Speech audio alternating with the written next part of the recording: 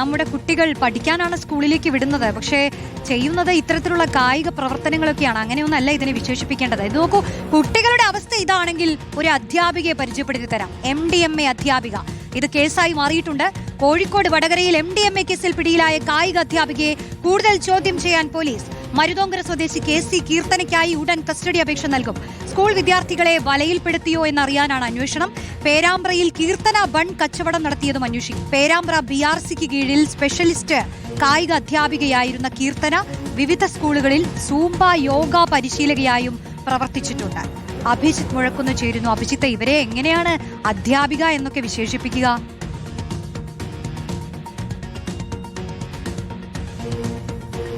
റോഷ്നി, അത് തന്നെയാണ് ചോദ്യം. നമുക്കറിയാം, ഓപ്പറേഷൻ തൂഫാന്റെ ഭാഗമായി സംസ്ഥാനത്തൊട്ടാകെ വലിയ പരിശോധന, അന്വേഷണമൊക്കെ പോലീസ് നടത്തുന്നുണ്ട്. അത് കേവലം ഈ മയക്കുമരുന്ന് പിടിച്ചവരിൽ മാത്രം ഒതുങ്ങുന്നതല്ല, മറിച്ച് ആരൊക്കെയാണ് ഈ മയക്കുമരുന്ന് ആവശ്യപ്പെട്ടെത്തുന്നവർ, ആരിലേക്കൊക്കെയാണ് ഈ മയക്കുമരുന്ന് എത്തുന്നത്, ഇതിന് പുറകിലുള്ള കണ്ണികൾ ഏതൊക്കെ എന്നൊക്കെയാണ് പോലീസിന്റെ അന്വേഷണത്തിലുള്ളത്. അങ്ങനെയാണ് ഈ അന്വേഷണം ഈ കീർത്തന എന്ന കായിക അധ്യാപികയിലേക്ക് എത്തുന്നത്.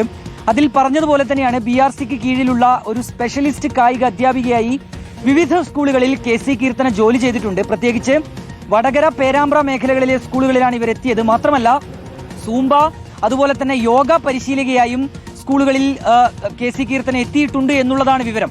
അങ്ങനെ നോക്കുകയാണെങ്കിൽ സ്കൂൾ വിദ്യാർത്ഥികളുമായി അടുത്തിടപഴകാനുള്ള സാധ്യതയാണുള്ളത്. അങ്ങനെയാണ് എങ്കിൽ ഈ സ്കൂൾ വിദ്യാർത്ഥികളെ മയക്കുമരുന്നിലേക്ക് കൊണ്ടുവരാൻ, അല്ലെങ്കിൽ ആ വലയിൽപ്പെടുത്താൻ, കെണിയിൽപ്പെടുത്താൻ കീർത്തന ശ്രമിച്ചിട്ടുണ്ടോ എന്നുള്ള സംശയമാണ് അവശേഷിക്കുന്നത്. അതുകൊണ്ട് തന്നെയാണ് വിശദമായ ഒരു പരിശോധനയിലേക്ക് പോലീസ് കടക്കുകയും ചെയ്യുന്നത്.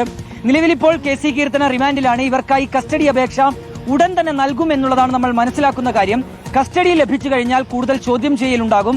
അങ്ങനെ കൂടുതൽ ആളുകളിലേക്ക് എത്തിച്ചേരാൻ കഴിയുമെന്നുള്ളതാണ് പോലീസ് പ്രതീക്ഷിക്കുന്നത്. ഒന്നും രണ്ടും ആളുകളല്ല, നൂറുകണക്കിന് ആളുകൾ KC കീർത്തനയെ മയക്കുമരുന്ന് ആവശ്യപ്പെട്ട് ബന്ധപ്പെട്ടിട്ടുണ്ട്.